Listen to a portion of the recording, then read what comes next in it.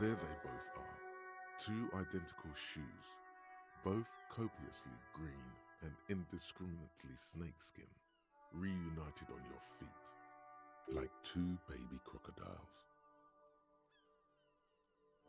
Good, they're balanced, comfy. Feels like the only good thing about you right now, truth be told.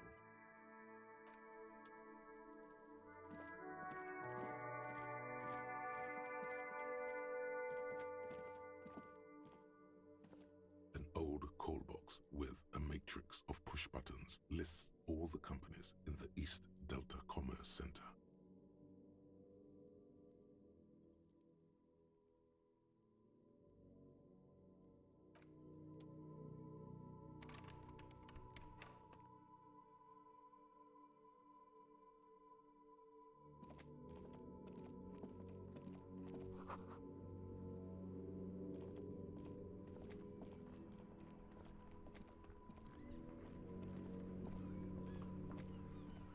This Post Lavantorie mail collection box has been heavily vandalized with graffito. A closer inspection reveals two bullet holes in the front. A faint sticker on the side reads, RCM Emergencies Desk number 8102, with a slogan, Mankind, be vigilant.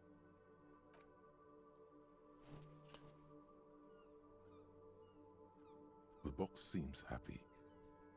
Eat shit, pig, fucked by the coon, and St. G with a crown have been scribbled on it. Jenny is a whore, and best set mailbox also. The mail collection box seems cathartic, thankful even. So do you. You shudder, then you swallow.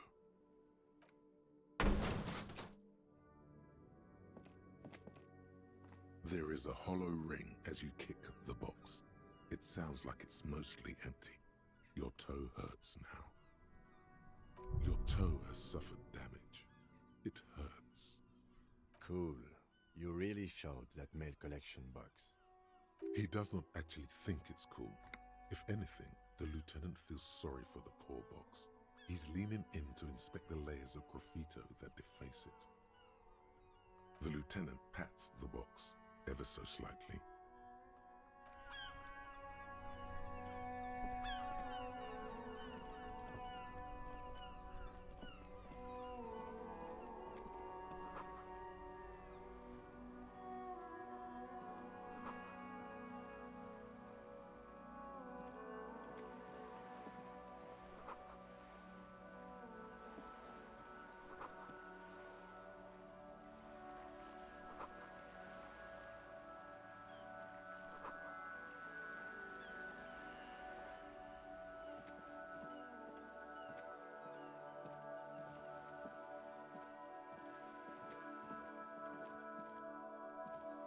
Hello, sir.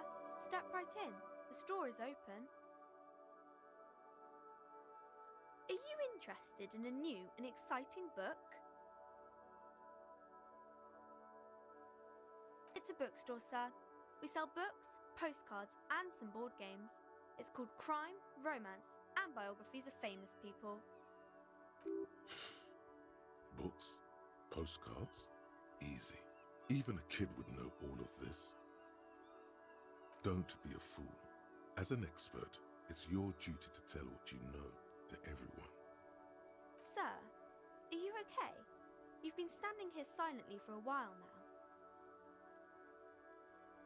Okay, sir. I'll try to answer any questions you have. I hope they're about books.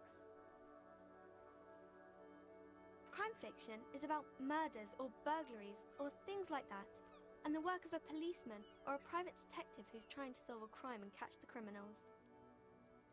And it's kind of like a puzzle too. You can guess who the criminal is or how the good guys are going to catch him.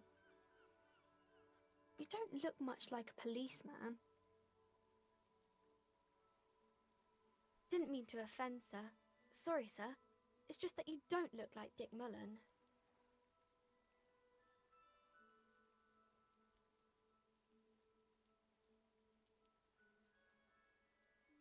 Head, yes.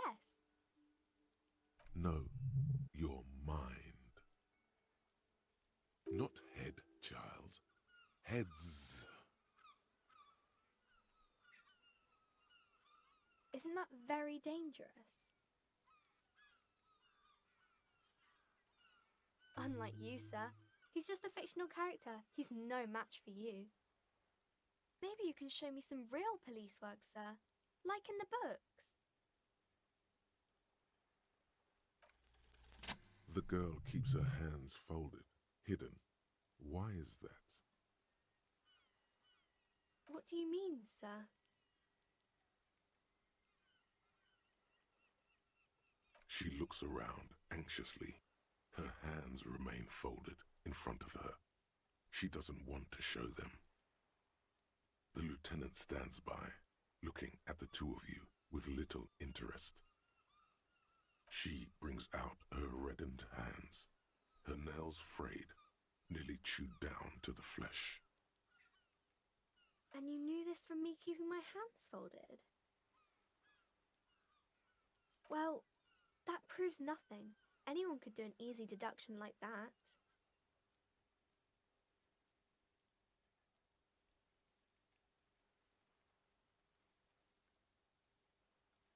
She nods, half provocative, half enthusiastic.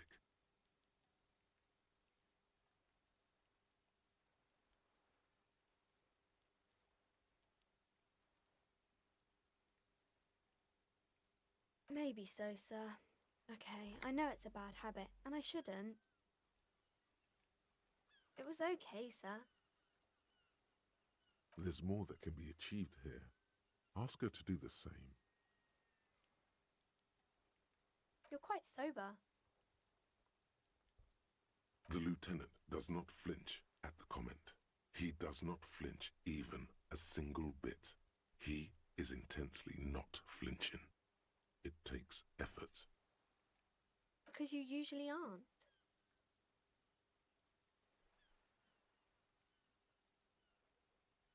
I sure hope you are, sir. There she stands, swaying on her feet, assaulted by the early spring breeze. She smiles at you. The whole situation suddenly feels familiar, somehow. There's something you're missing.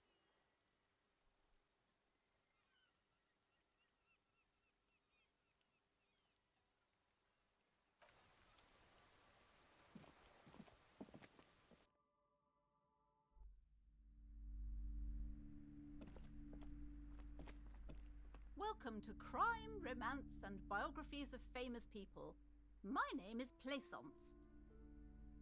Be welcome, and please take responsibility for the energy you bring into this space. I am the proudest owner of our little shop of culture. Annette, yes, my daughter. I hope she wasn't slacking off again with her nose in science fiction. Tell me, was she at her post, doing her job like a proper girl? Wonderful! Did you talk to her? Great! On a scale of 1 to 10, how compelled were you to buy books after talking with her? My precious, her dedication brings joy to my heart. If you have children, I hope they turn out as great as my Annette.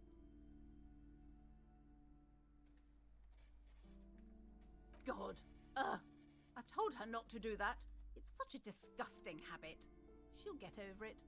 Anxiety is a part of life. She can, if she has enough willpower. This is what's called growing pains. Life isn't easy. Life doesn't give breaks. Come on, ma'am. It's obvious she can't do anything about it. You are placing an unnecessary burden on a young child.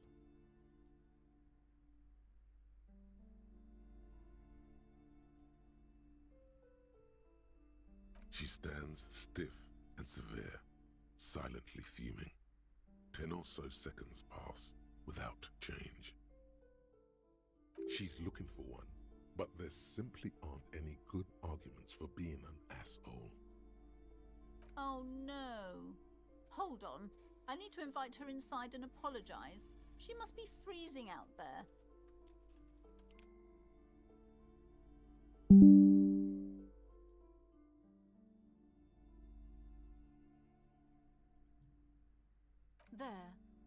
I don't know what to say to you. My husband, he tries to teach me business lessons. I have what my mother called a dull mind. All this stress. Yes, my husband is a successful entrepreneur east of the river. If only he were more involved in the business we're running up here. No matter. Soon we'll both be off for Grand Couronne. It's a proper place to live. One of the most peaceful neighbourhoods east of Jamrock. You may know it for its massive housing projects. Most of the buildings are empty at the moment.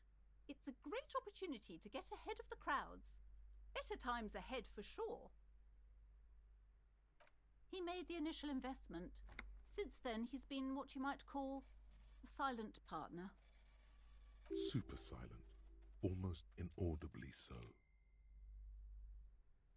Yes, I'm afraid so. A real treat she is. It would be nice if she had... No, we couldn't have afforded more children, really. Not in this economy. A glimmer of sadness blinks through the well-crafted exterior. Exactly. The woman looks aloof, her features much softer. Occasionally she glances at her daughter's silhouette.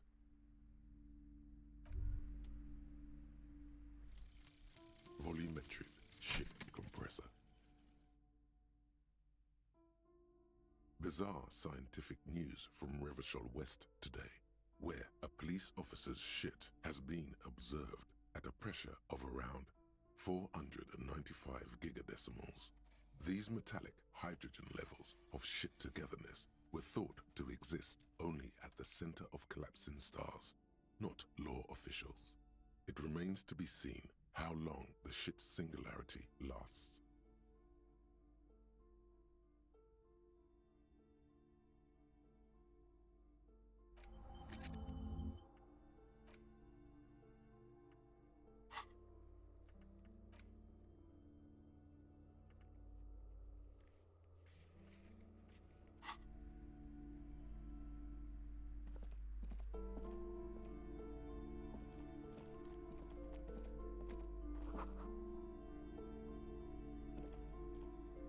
I'm sorry, sir. I can't talk right now. I'm very busy with my homework. I have so much homework now. Out of the rain and into the gutter.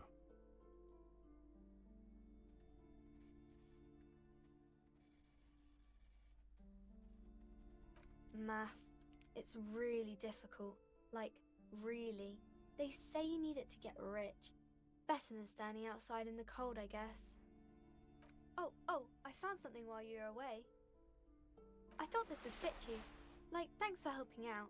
Not me. The city, I mean. Like a detective does.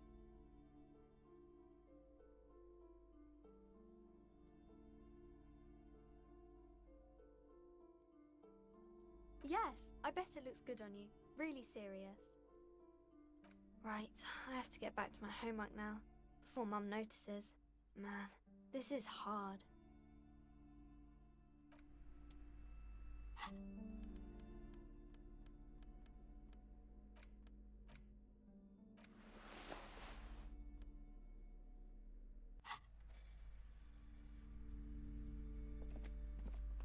A small mountain of colorful board game boxes.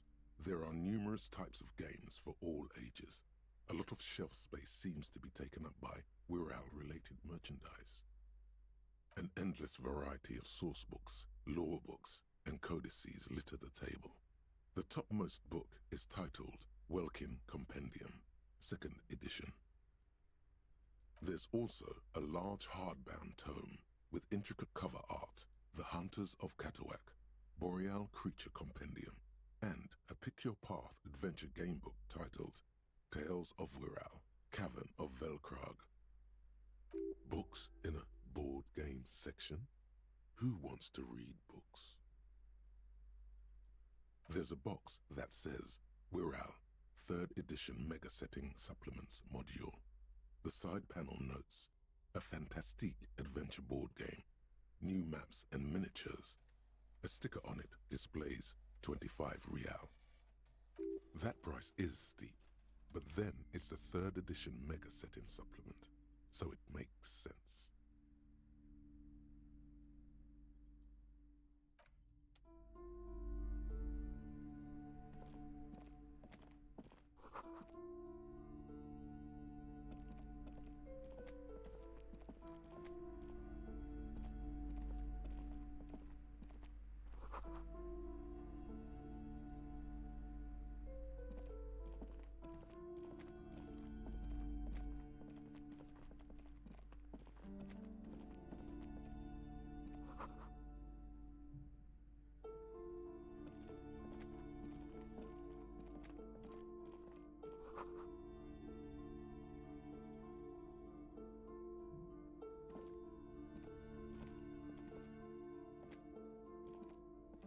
Several maps have been attached to a bulletin board hidden inside the alcove. They're held up by small pins. The board has come loose from one corner. The maps look old and faded. Your eye catches a map of Insulinda, a map of Revachol, and a map of Martinez. I'm sorry, officer. The map of Martinez is the only one available. The other two are not for sale anymore. And besides, you could scarcely afford them. They're quite valuable, though they might not look it. The map of Martinez is 90 cents, though. That old thing? It's an out-of-date map of a tourist location that never was nor came to be. From when some design studio people tried to spruce the place up 4 or 5 years ago, they also renovated the horse statue, set up those coin-operated viewers, and designed the new street lamps. The place does not look like a successful tourist trap, does it? They didn't get that far, for some reason. A shame the project never got going. Would be The north coast of a verdant island is shattered by the delta of a river. It is the River Esperance. Countless bridges put the shards back together, connecting city blocks to river islands. La Delta says a great artificial heart in the center, teeming with life forms and construction. To the east, rolling hillsides, Le Jardin, Stella Marie, the suburbs of Saint-Baptiste, swallowed up into the megacity. They sound rich to you. This is Revachol East. Houdon, it's somewhere to live. Not bad. Then there's Jamrock. It's bad. People shouldn't live there, but they do. Then Faubourg. It's almost as bad, and much larger. Then Coal City. It's the worst. It's so small you can't even see it on the map. No, wait. There it is, north of Jamrock, the strip of coast next to the Greater Revachol Industrial Harbour. It looks downright despondent. It's almost Coal City, to be honest.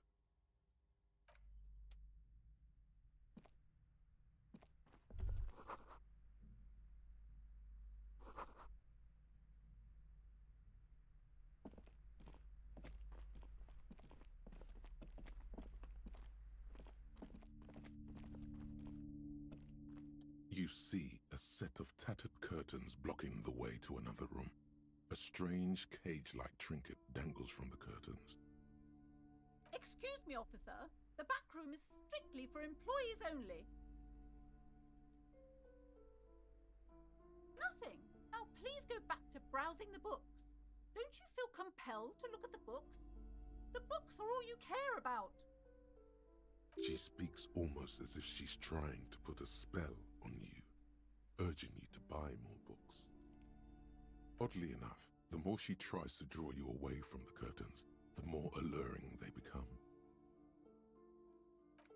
You see some kind of charm, an irregular polyhedron assembled from bones, sticks, and straw. Inside, a disturbing fish head with empty eye sockets stares at you.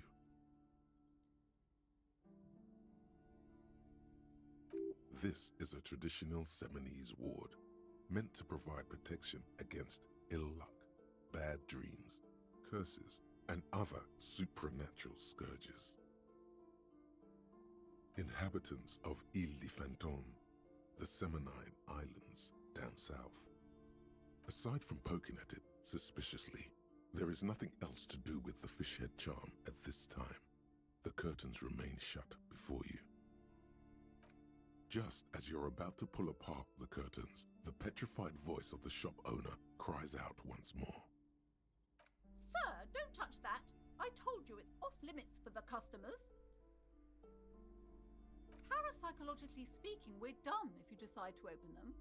I won't be held responsible for the consequences. It's too dangerous. She looks away, mumbling. Why is everyone always messing with the curtains? Why can't they just buy books like normal people? Why? It's not like anyone was killed there. I'm sorry, I don't mean to be so impolite. Just please don't go there. I can't allow that. You'll only make things worse and unleash the powers. The curtains do seem frail suddenly, not robust enough to contain a slippery darkness.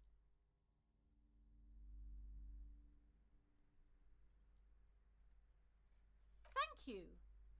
Let's just talk about this first, all right? There's no reason for you to venture into the unknown.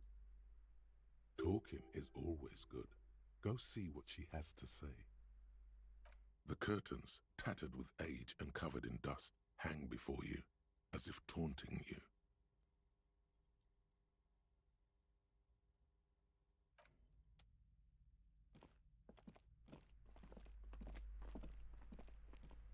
Hello again, esteemed officer, and welcome to Crime, Romance, and Biographies of Famous People.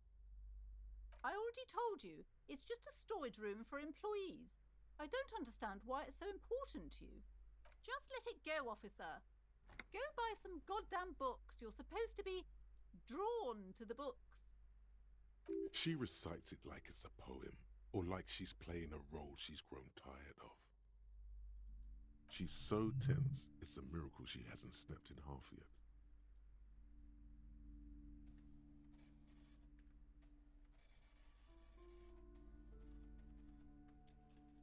A spell? As if.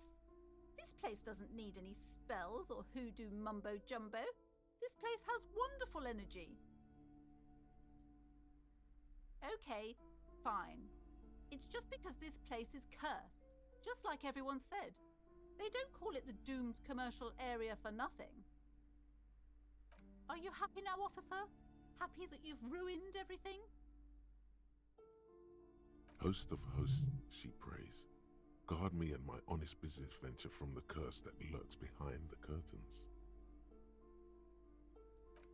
The curse is so much worse than you could imagine. It's a disease, eating at the very foundation. It's the curse of financial distress, of ruin and bankruptcy. Everyone knows that all the previous companies in this building have sooner or later declared bankruptcy, and their malicious spirits are still here, feeding off bad business practices and disappointing income statements. There's something wrong with this building, I can tell you. Ever since I arrived, I've sensed an eerie lingering presence, as if I was unwanted here. Most certainly not. I don't want anyone who's not familiar with the psychic arts to get involved in this mess. Stay away. Leave the spirits be, so they can return to their slumber. My liege, you know what this case calls for? A para-detective. Slither up to her, you silver-tongued fiend. Show her what world-class perfidy looks like.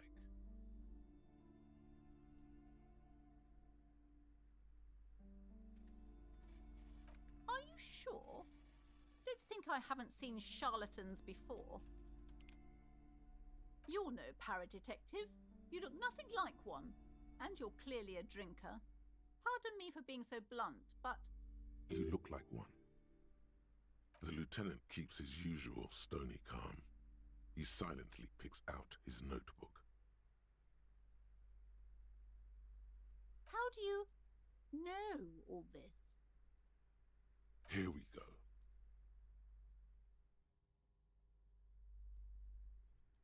You're part Simonese. Oh, it means our meeting couldn't have been mere chance. The hand of fate guides us. But I am not the only one at risk. I have to think of my daughter. You are certain you can help us? Keep us safe? I can't allow any collateral damage to hit us. If you promise, good officer, then you might be our last hope. Do you swear it? Thank you, sir. There's one more thing I haven't told you about yet. The entity. Do not act surprised. You know of these things, sire. Yes, a malignant entity that lives inside the chimney. It takes the form of a woman.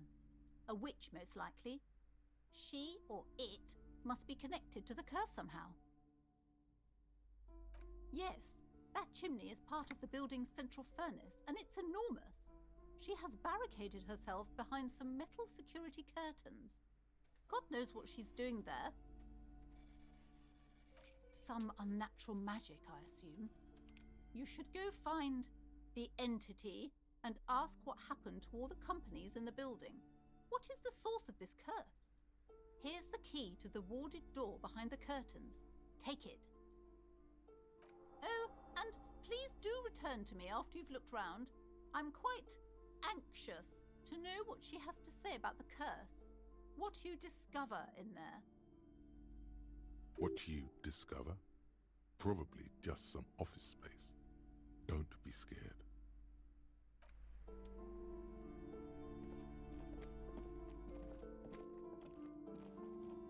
You see a set of tattered curtains blocking the way to another room. You see a dimly lit room full of dusty furniture and trash. A doorway stands in the back, covered in dozens of scary little Seminese wards, your shadow looming over it like an omen. Oh!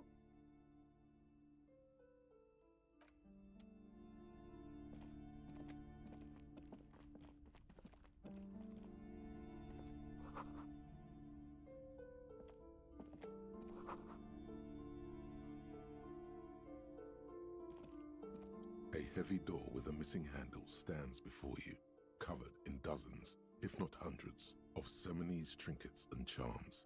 It appears to be locked. After exerting some force, you manage to turn the key. It's eerily silent. The door slides slightly open, letting a draft of cold air into the room.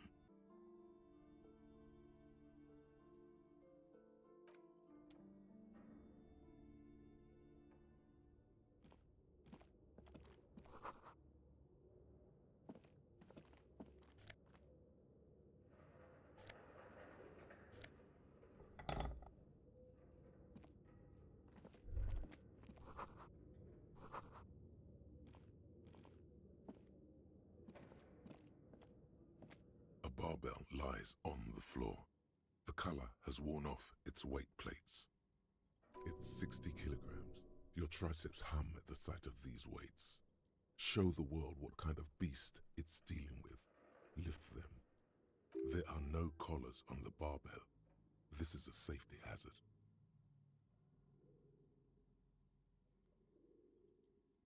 You're right. The weight may fall off. Better not touch it then.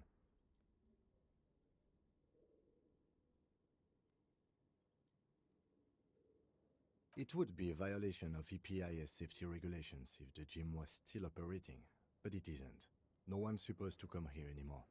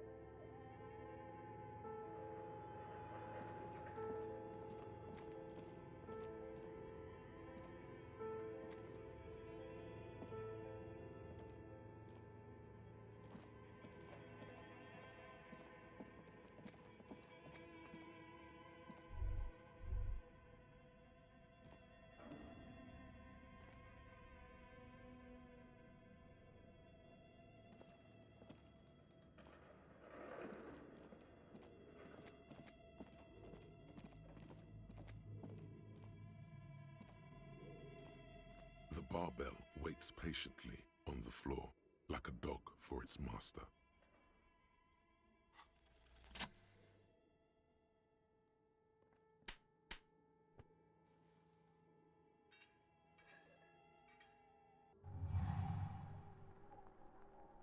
Conjuring up an inhuman amount of strength, you raise the barbell up in the air. Your biceps tremble, but you're a savage. This is a children's game.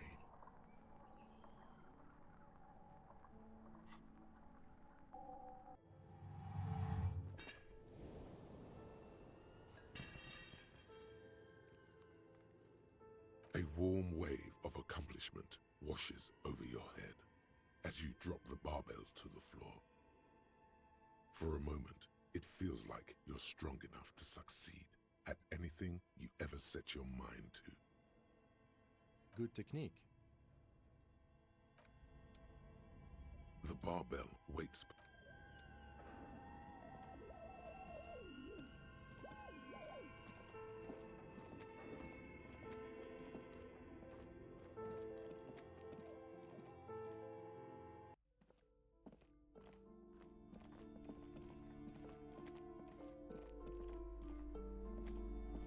You're alive and well. Don't keep me waiting now. What's in there? In that dark sarcophagus? Yes, yes. How was it? Tell her how ghastly it was. You know it's what she wants to hear.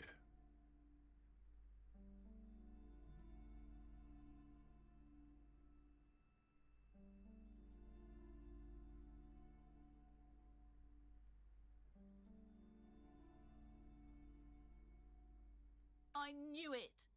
Oh, such horrors that have been thrust upon us. But what else did you find? Did anything survive? No, of course not. Have you located the entity? You don't have anything of substance to tell her until you found that entity of hers.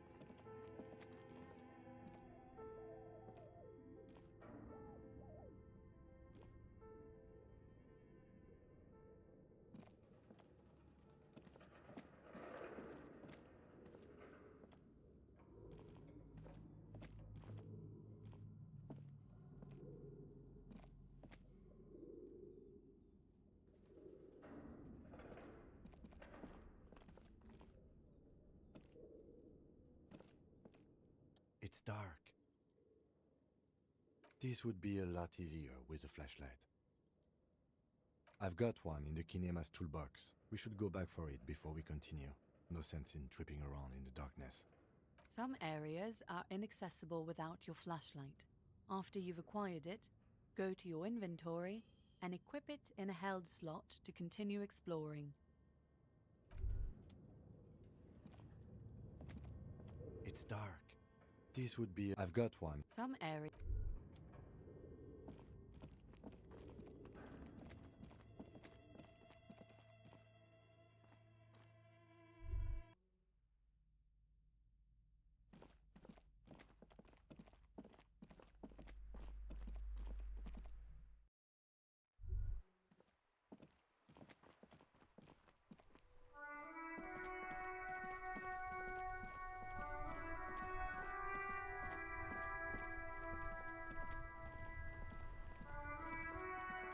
Before you stands a motor carriage. The bodywork is covered in blue and white livery, bearing the number 57. Vapor emanates from the large engine on the back of the vehicle. It hasn't had time to cool off yet. This must be the infernal machine that tore you from oblivion. The Caprice Kinema motor carriage. In the cabin, you are welcomed by a set of steering levers, a radio microphone on a hook, a pull-out toolbox under the seat, and the soft glow of the fuel preheater gauge. A scent of leatherwork and heavy fuel oils washes over you.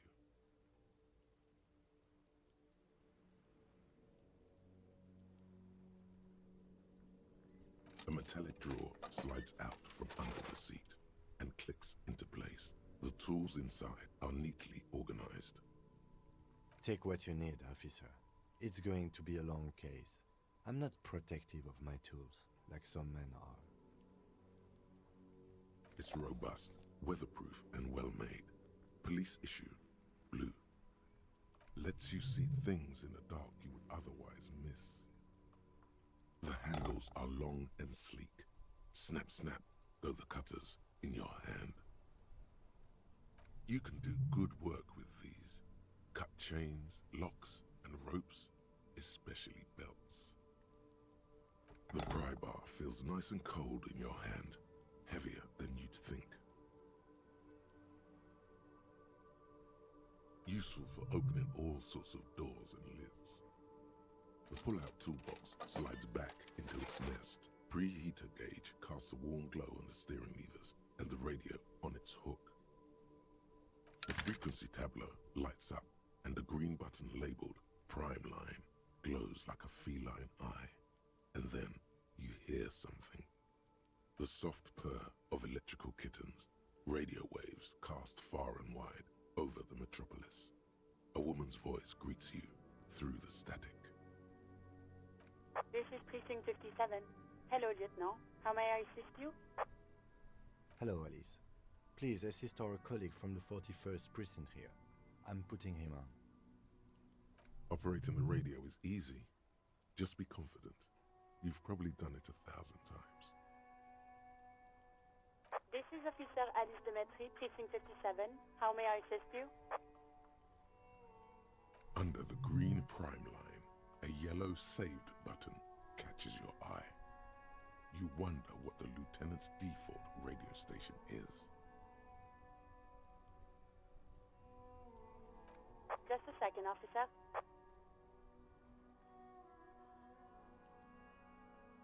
Ten 2, 10 5. This is 41st. Come in. Over. The man uses relay code. You got this. You're a cop, and cops know relay code.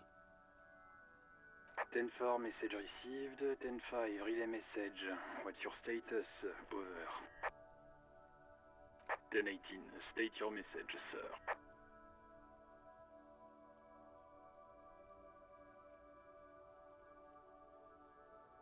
10 9, over.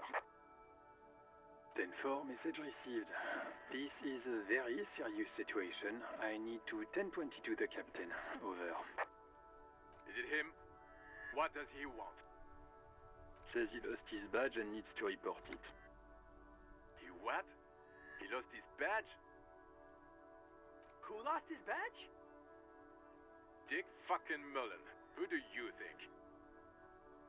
It's Officer Dick Mullen from the bestseller Dick Mullen and the Lost Identity.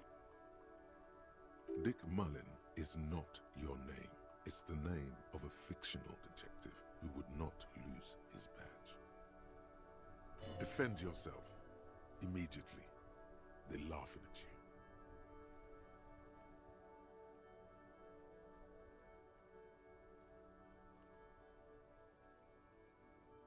10 4, I hear you, officer.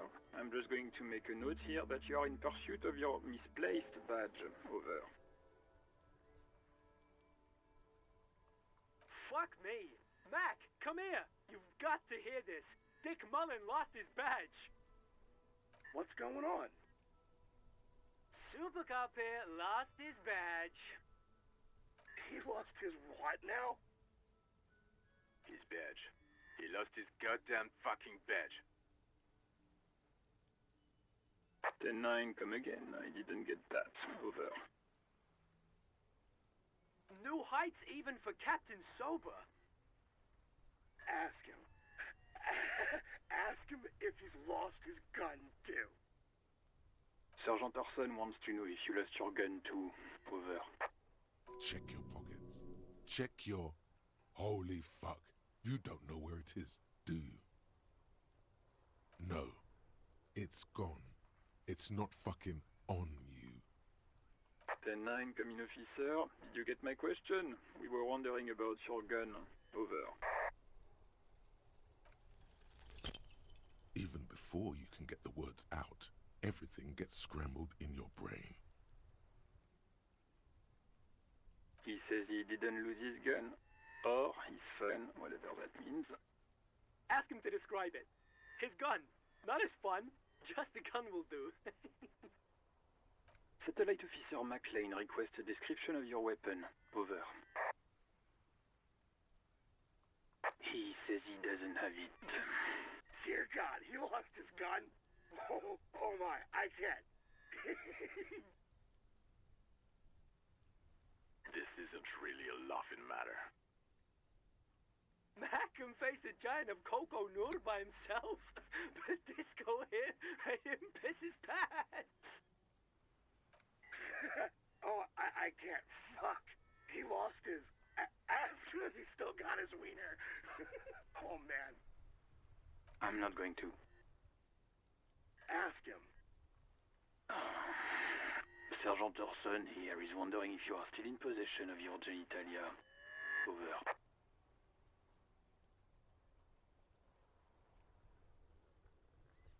That's a negative. Not going to say that. Over. What's he saying? Share with the class. He said he sodomized your mother.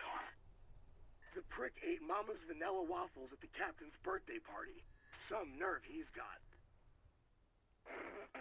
Sure her vanilla waffles were the only thing he ate?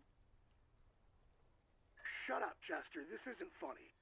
This is my mom we're talking about. Tell him to apologize right now. Sergeant Orson requests that you apologize for the claims you made about his mother. Over. He says he's sorry and didn't mean nothing by it. Okay. Tell him... Tell him to find his goddamn badge and gun. That's the only thing that matters here. Satellite Officer 10-4, affirmative. Officer is in pursuit of his firearm. Oh, God, Officer, do you need further assistance? Over. 10-4, I hear you. I don't have the authority to grant your request, but... What does he want now? He's asking for money. Is he fucking kidding? Don't give that asshole anything. He's just gonna drink it all. Alright, that's a negative on the additional funds, sir. Over. Anything else, sir? Over. Roger that. 10-10. Over and out.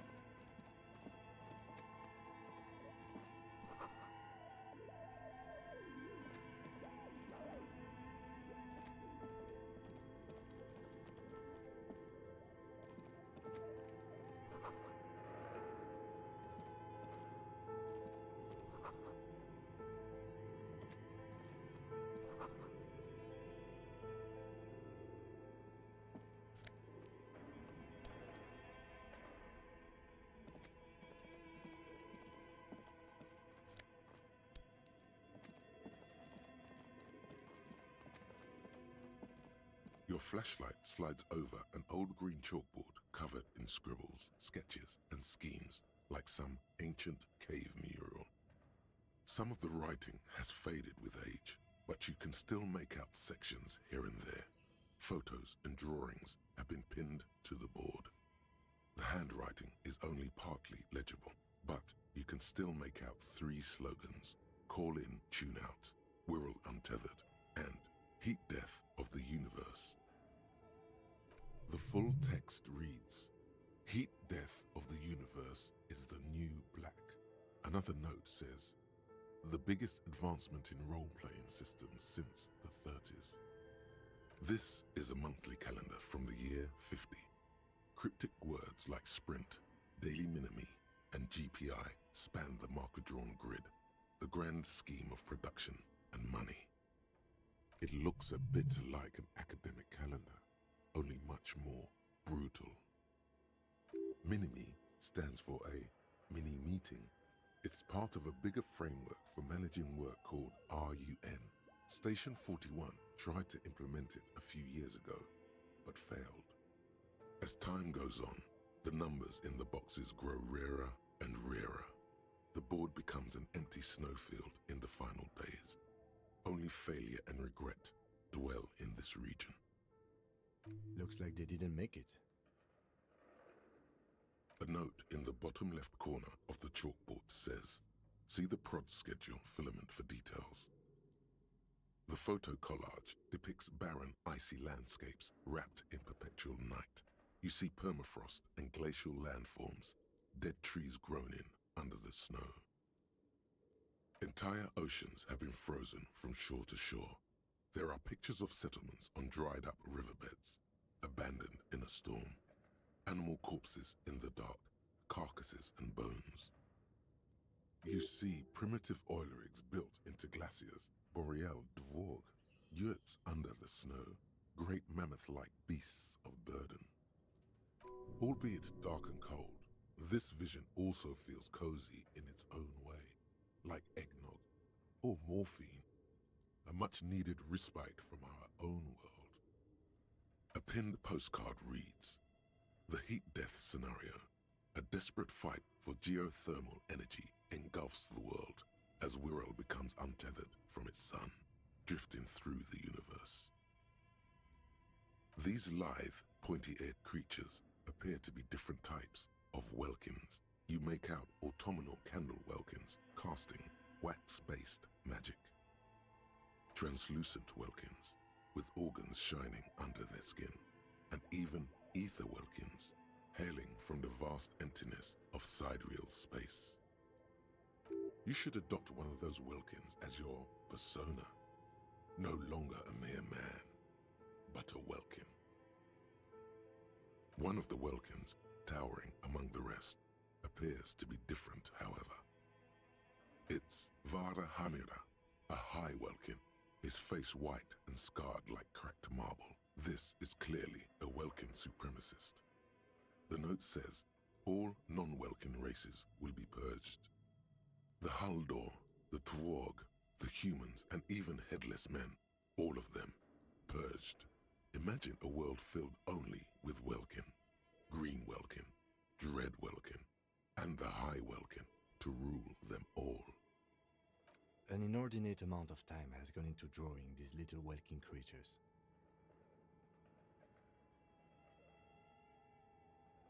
Just look at those details. So much effort.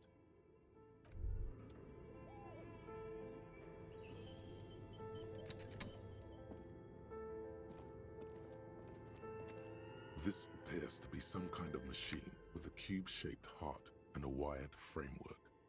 The keyboard has a rectangular on-off button. A piece of paper still hangs from the printer. A radio computer. Just sitting here without anyone inside. What he means is that these things cost money. Why would anyone just leave it behind? This is the Ream Civic radio computer, model RC5120, equipped with a Feld mainframe and a Ream-compatible printer. We have one of these down at the station, but I never really learned how to use it. The machine lights up like some prehistoric animal stirring from its slumber, revealing fluorescent play and print keys on the keyboard.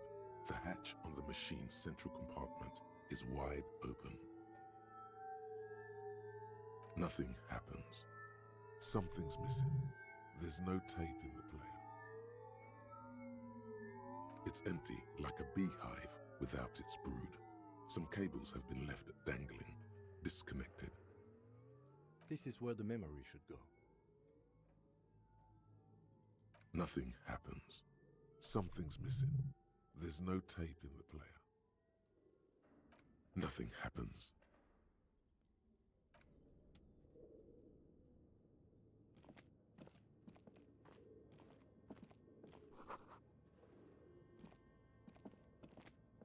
This old fireplace is covered in lines drawn in blue and red marker, the mesh spreading over the stone like blood vessels on alabaster skin.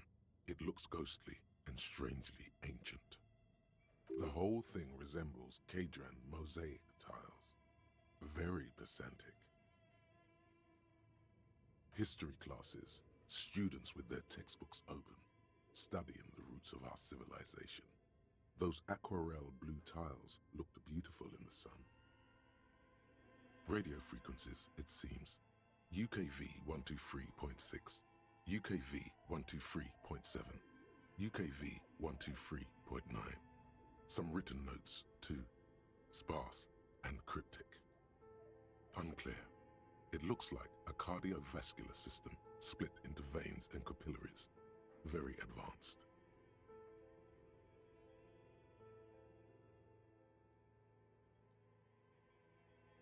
Perhaps the web is comprised of radio stations, all lead back to one red heart, titled the Game Master Frequency. A note says, this one can listen in on any station it wants. They must have had massive airwidth. These things don't come cheap.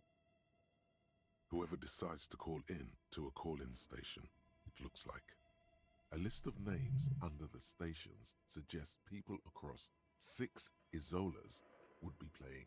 Muindi, Insulinda, Kotla, Grad, Samara, and even Il Mara. There's no way a little basement studio working here could pull anything like this off.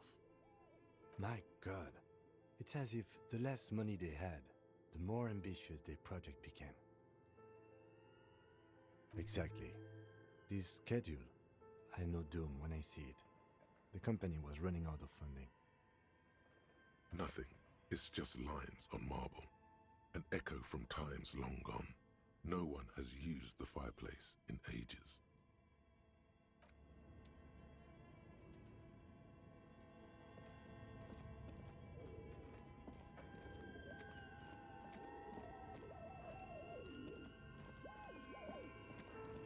Okay. What do you think is going on with that computer, chalkboard, and fireplace? No, that's not it. I think... Like he's ready to lay out a fine theory, crafted together like a puzzle box. It looks like one of those popular pen and paper role-playing games, only these people were trying to automate it, make it work on radio computers. Indeed, it's ambitious and untethered from reality, but...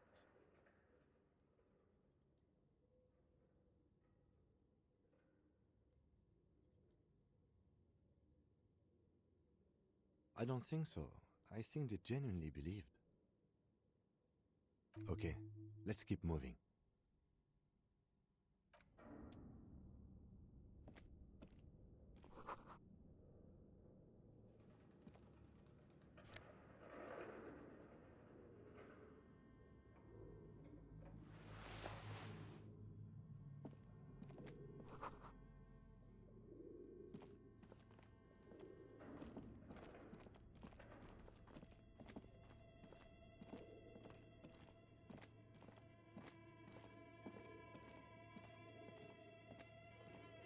Tiles on the cube are still smoldering, casting the framework in a soft glow.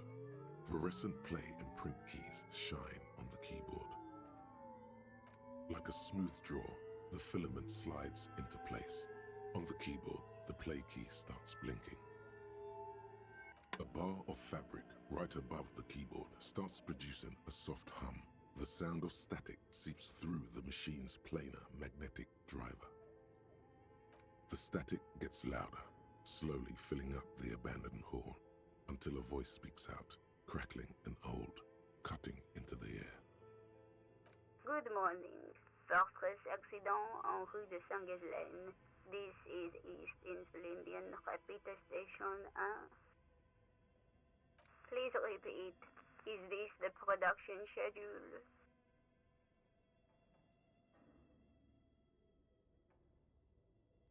The filament you have inserted into the reader. That was a question. Have you inserted it into the core? Good. Please repeat the password. Password? Of course it would have a password. That's why there's a human administrator involved. Received. I will register this login attempt. Don't worry. Passwords have a way of turning up sooner or later. Fortress accident. Is there anything else I can do for you today? Thank you, and goodbye. Tiles on the cube are still smoldering, casting the framework in a soft glow. Fluorescent play and print keys shine on the keyboard.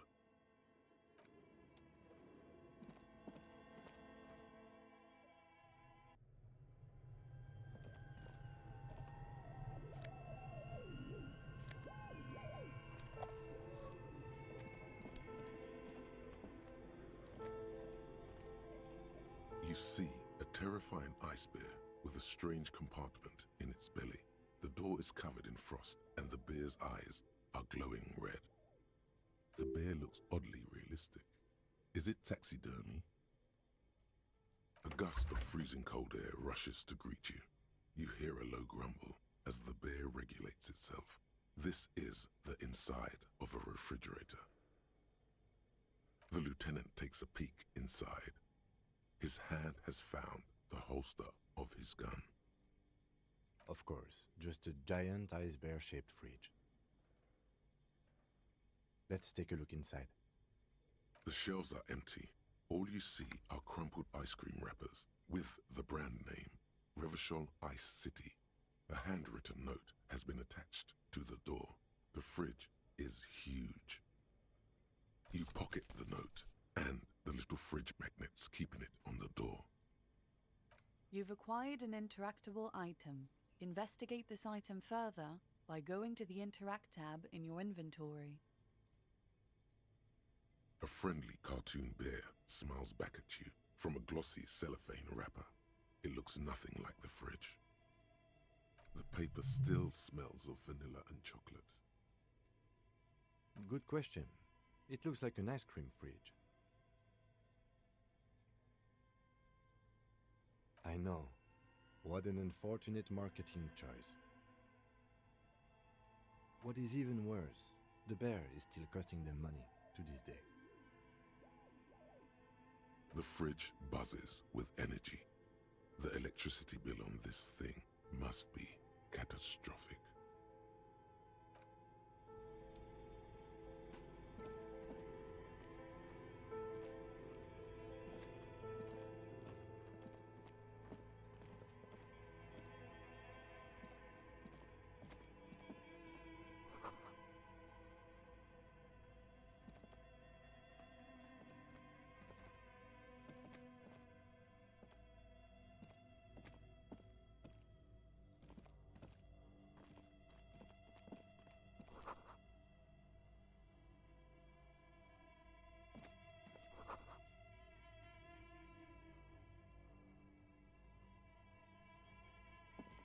A few bricks have fallen off, revealing a compartment behind the wall.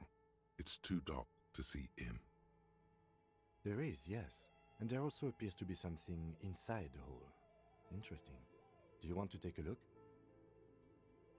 Your hand reaches deep into darkness and spiderwebs, rummaging around. you find rusty rifles hidden away. Most of them are rusty and inoperable, like the rest, but one catches your eye, a bolt-action model with a fine wood stock, in better cosmetic order than the others. That's a rare sight. Seems to no longer be functional, but still a beautiful thing in its own way. Seems like an old bunker from the revolutionary period. Look at all those rifles. Must be an old weapons cache.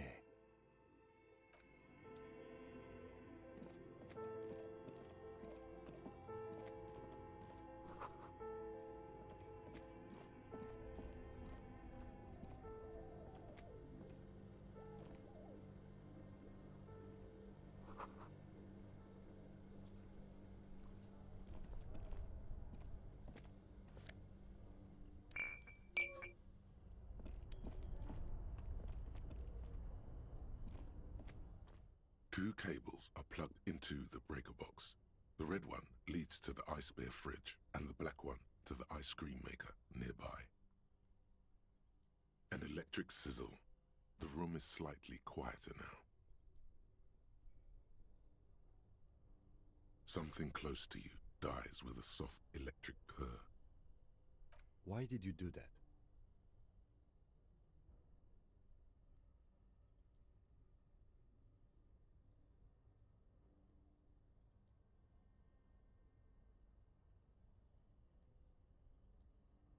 The lieutenant raises his brows, but doesn't say anything. The electric distribution board now has 1 cable missing. Somewhere, a machine hums along with the current, happy and contented. Something close. Why did you do that? The lieutenant raises his brow.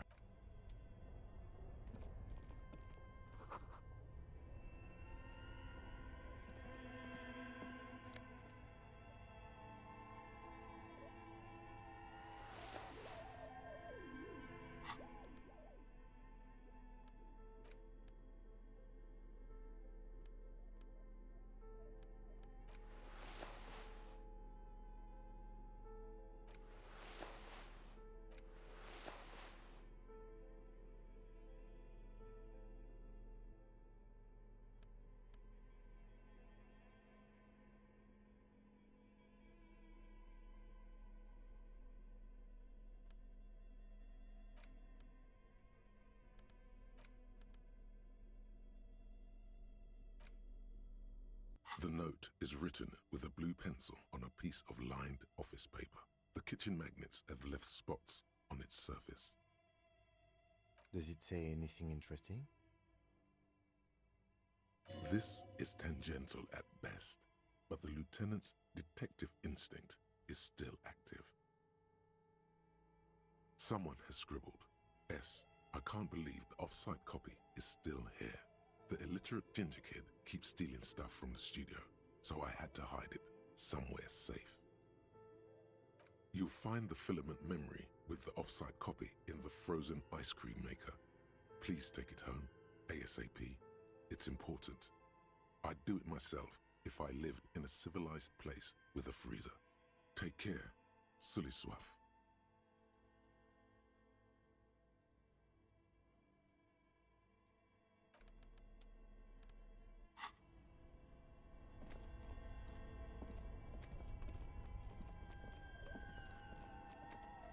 This orange machine is dead still.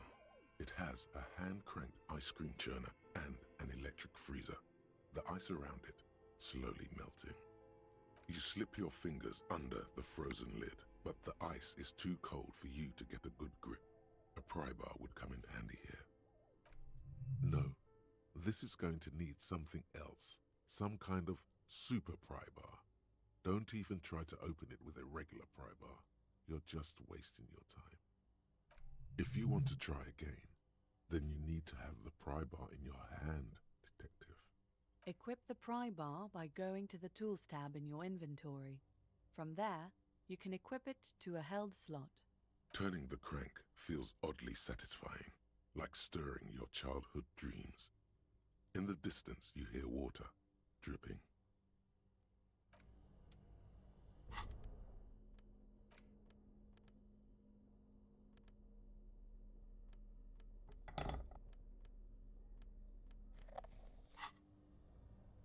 This orange machine is dead still.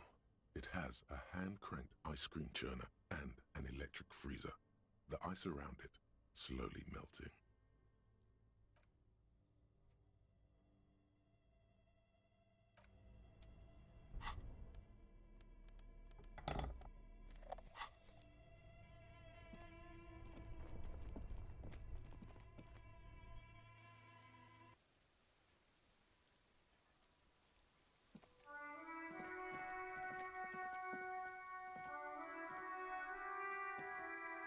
An old call box with a matrix of push buttons lists all the companies in the East Delta Commerce Center.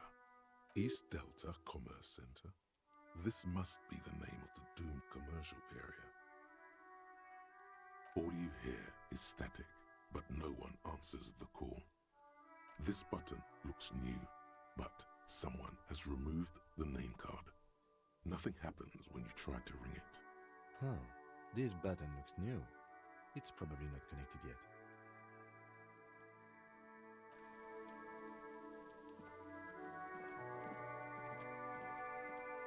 The tracks are as they have ever been. A bit more worn, perhaps. Fortunately.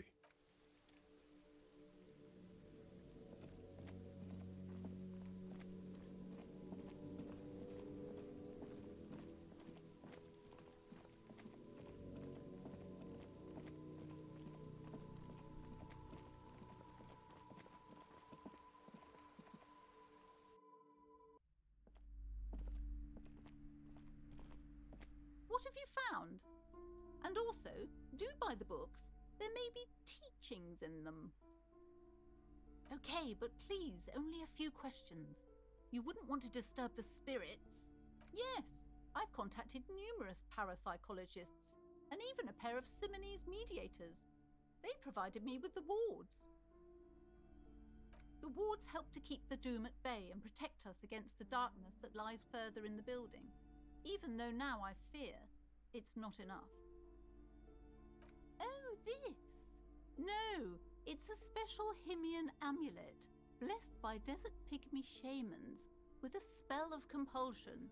It's to compel people to buy books. There are numerous spells cast throughout the store. I had the books anointed with a different inducement spell, for example. It's guaranteed to boost sales 15%. Desert pygmy shamans. That sounds like a rather questionable way to describe a group of people. The woman looks aloof, her features.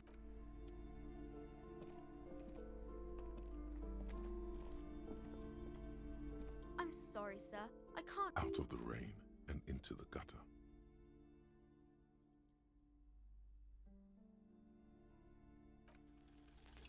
You have absolutely no idea. Familiar? How? You must have forgotten something you heard again.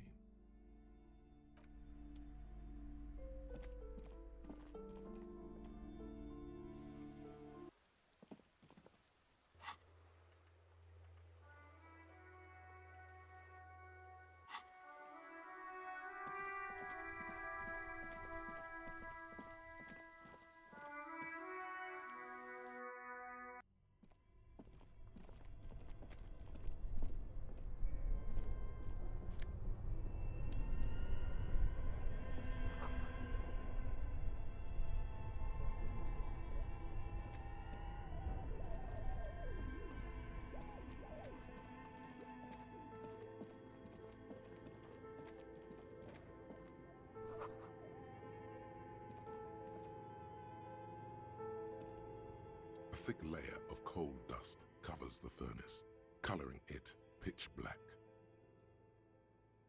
It's dark and grimy here. In the darkness you can hear chatter. It's coming from above. A voice or several voices talking to each other. Near the smoke chamber, upstairs. The echo is so prominent, it's impossible to discern what the voices are saying or what's producing them. What are you doing?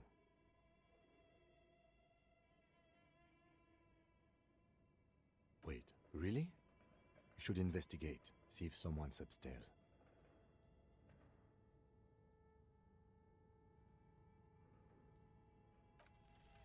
You muster all your strength and yell. Your dehydrated, hungover throat can produce little more than a dry croak.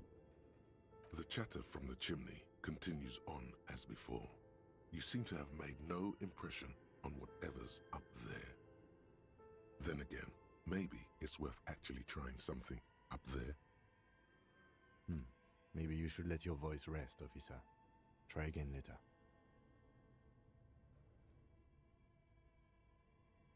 You're right. The rooms do look like they're connected, but malignant entities don't exist. At least not the supernatural kind. Always has to be the skeptic, this man.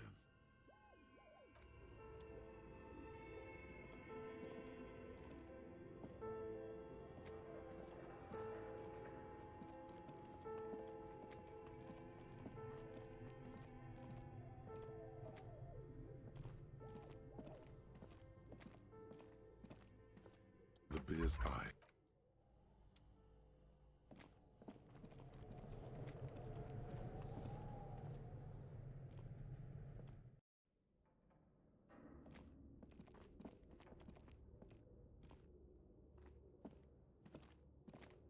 Your flashlight, some of the writing has faded. This old fireplace, the whole thing resembles Cadran mosaic tiles. History classes, radio frequencies, unclear. It looks, you think so? The web is comprised of radio stations. They must have had massive airwidth. These things don't come cheap. Someone very important. A conductor for the hundreds of story threads that pass. Whoever decides to call in, a list of names under the station. There's no way a little... My God. It's as if... The schedule. I know Doom. Nothing. It's just long.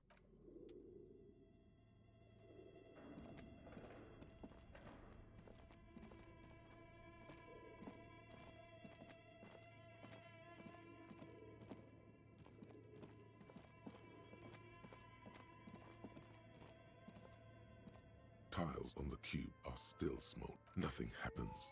The speaker... Please repeat. Is this the good? Please repeat the password. No.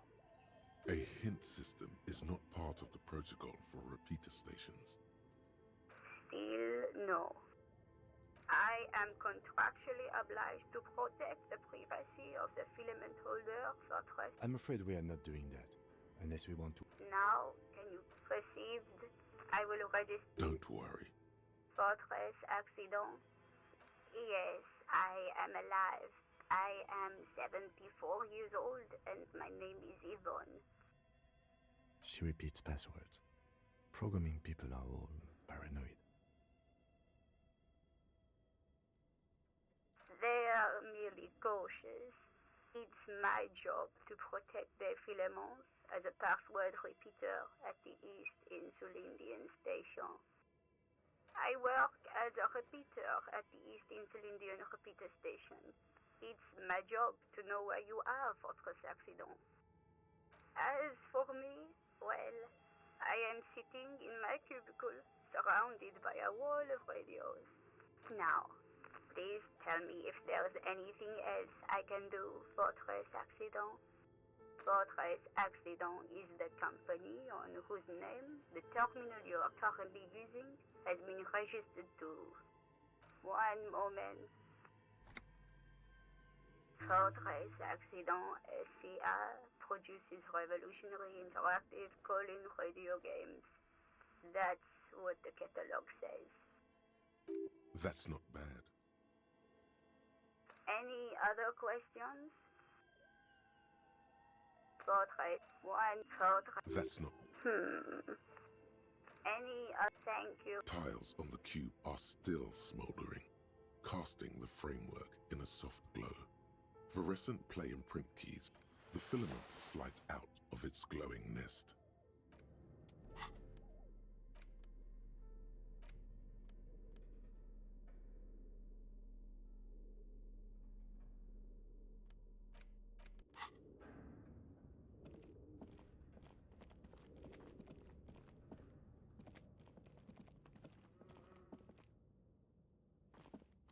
An iron safety curtain curves before your eyes.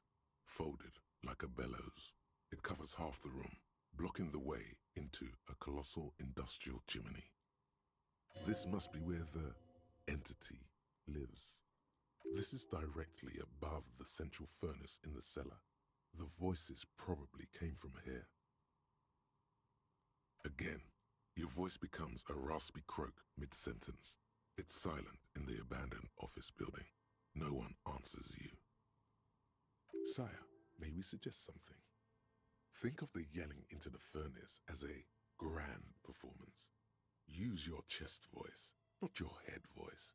Sing from the diaphragm. Perhaps it's not such a bad idea. Try it again, son.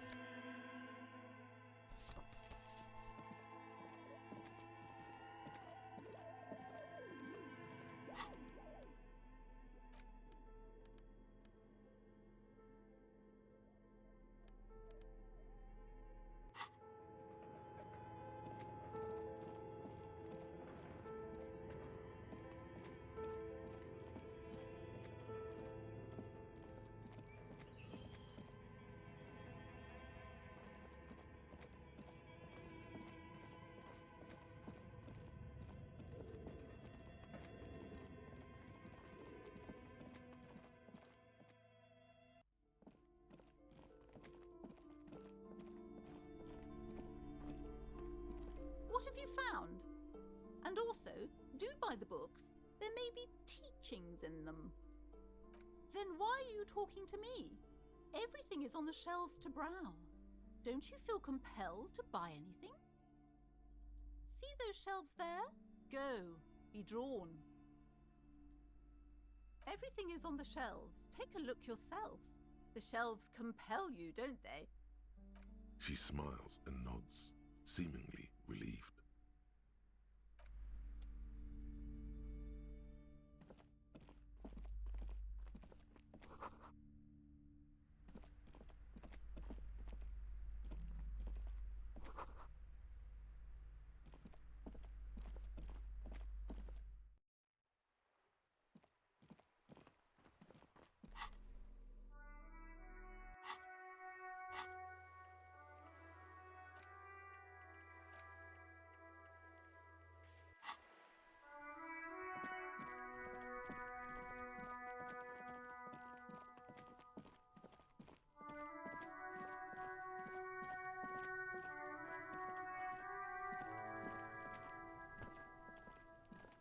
There he still is, looking right through you with his white eyes. The body below is entirely dedicated to that corpse smell. Emitting it is all it does now. Ha ha ha! Again, the corpse laughs at you, pus dripping. Every time it happens, it gets worse and worse. There's nothing more to throw up now. All that's left is crying and convulsing dryly at the same time.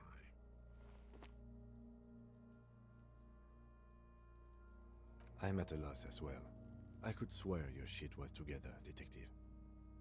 Sometimes even that is not enough. Life is unfair. Officer, you just need to be stronger. Learn to keep it in long enough for us to work. There's nothing else to do. You can open this white check again by going to your character sheet and spending a skill point to upgrade your endurance. Gain new skill points by exploring and completing. Maybe it's okay if you don't make it today. The dead man isn't going in.